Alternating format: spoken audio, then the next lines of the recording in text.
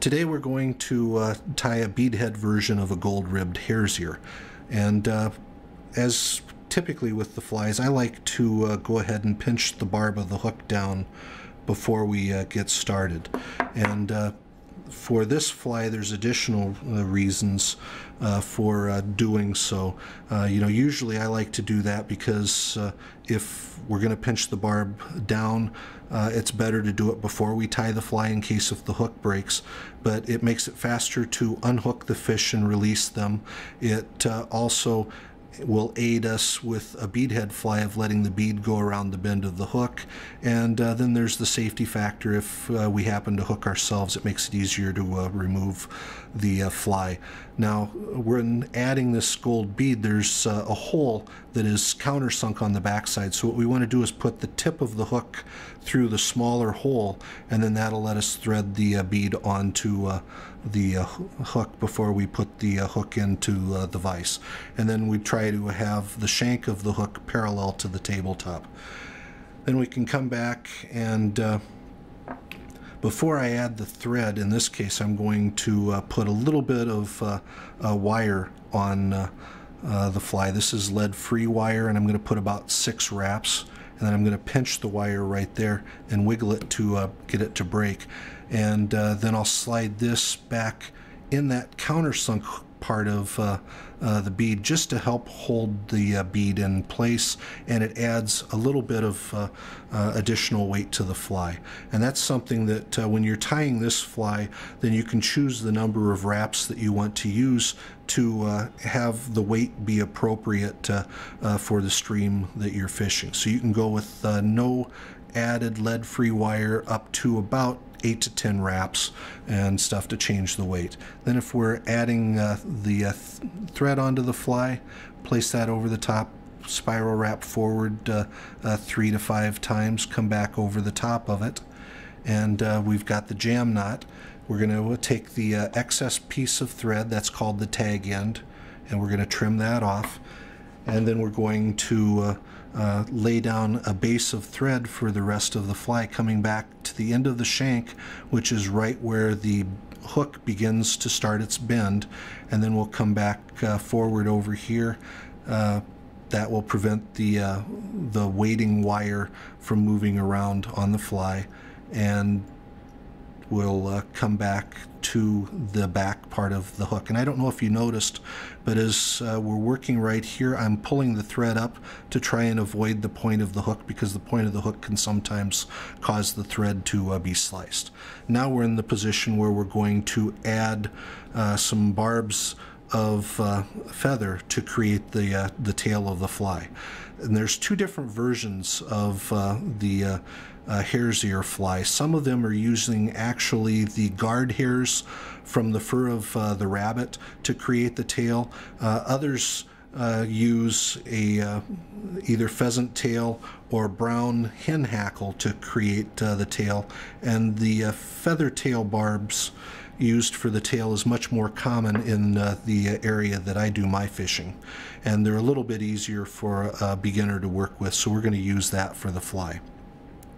Now what I've done is I've taken, believe that it would be about 8 to 10 barbs of the feather, and we want to hold these against the shank. I like to have the tail be about 1/2 to 3/4 of the length of the fly.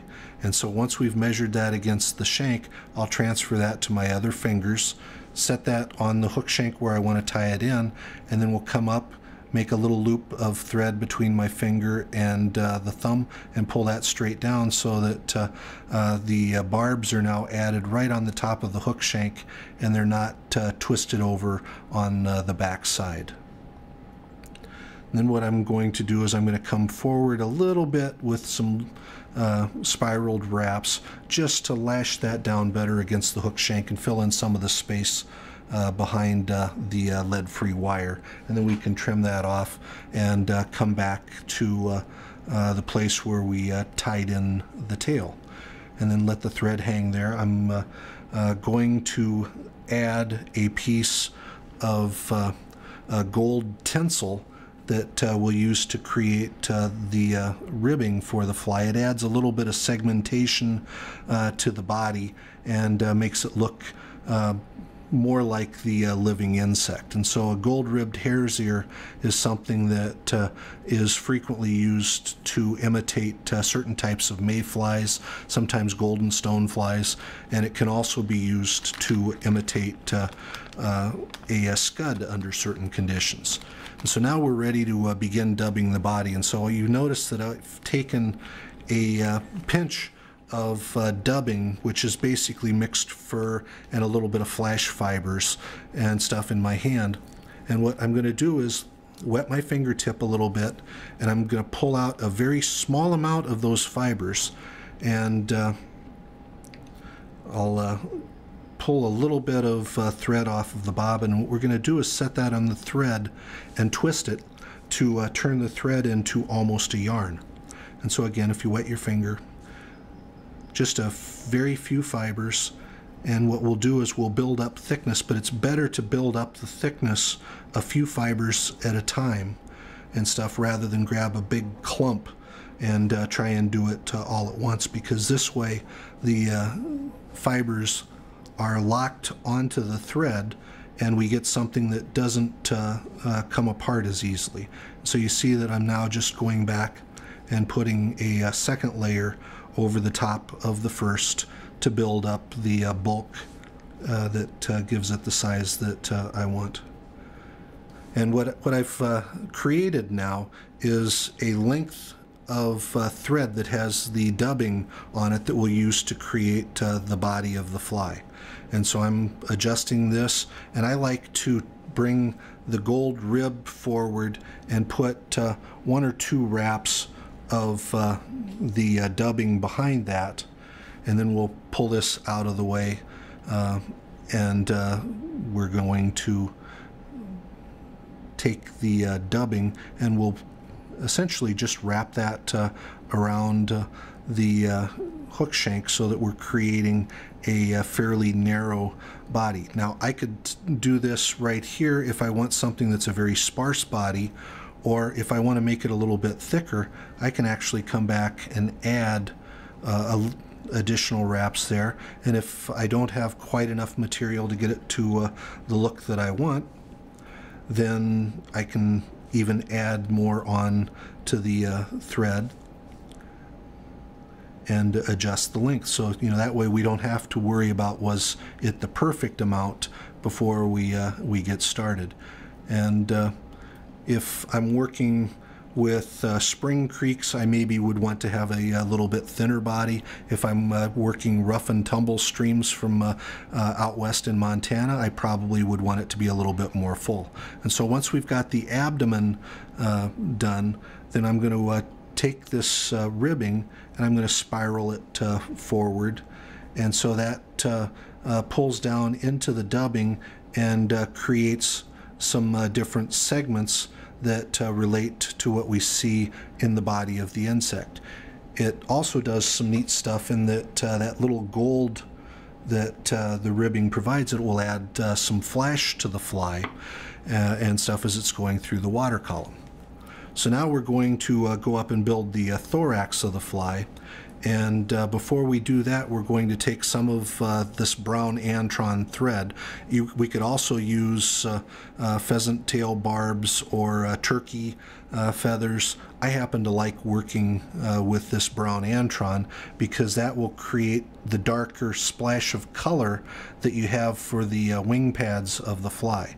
And so I'm just basically getting this put on the hook shank so that it's ready to go when we want to pull that forward to make the wing case. And now we're going to take more of the dubbing and we'll build up the thorax of the fly. And we want the thorax to be a little thicker. And you notice that what I'm doing right here is I'm trying to spread out these fibers because that clump is a little bigger than what I wanted and stuff, so I'll take those off.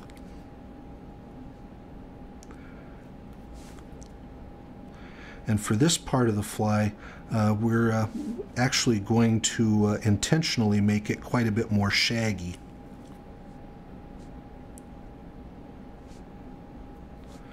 And at the tail end, we're going to actually even pluck out some of the fibers to the side so that that gives us the illusion that the fly has legs. But for right now, we'll just keep building up the size, and I'm working around a place where some of the hairs are tangled. Now I've got a nice diameter to that, and we'll get rid of that little chunk.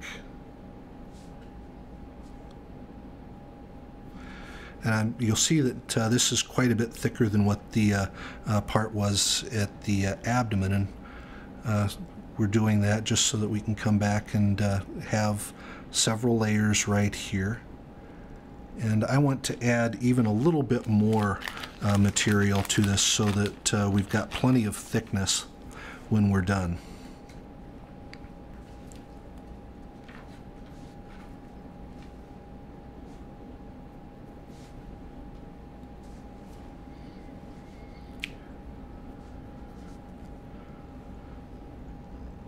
So there we go. So that's now something that looks about the way I want. I want to pull this brown wing case up and over, and then pull that down so that it sinks in underneath the gold bead. Now I'm going to pull that back a little bit. I'll put a couple of more wraps in front of it, and that just helps lock it in place. And now we'll carefully trim that material off, and we're ready now to put a few more wraps right there, and we'll add the knots to finish the fly. I like using a double hitch knot, and so we make a loop 1.5 times there. Part of it goes over and part under, and snug it up. And if we use 3 of these knots, then that will go ahead and hold it together very nicely. Now, if a person wants to, you can add a little bit of head cement at this point to help fuse the threads together. I haven't found that to be necessary. And I want to come back and trim just a little bit of that tag of thread. And then we've got the almost finished fly here. Now, what we'll do is we'll come back with a tool called the bodkin, and essentially it's just a needle, and I can turn the fly right here too, and we're going to pull some of those pieces of fur out to the side, creating the look of legs. And then if I think that those are a little bit longer than what I want, I can bring the scissors in and give them a little bit of a haircut and clean that up a little bit. And you see we've got something that now is a nice buggy looking material that as this goes through the water, it's going to trap air inside of those hollows, and then those are going to pulse just a little bit, giving an illusion of life, which makes the fly much more attractive to the trout. And that's how we tie bead head hares here.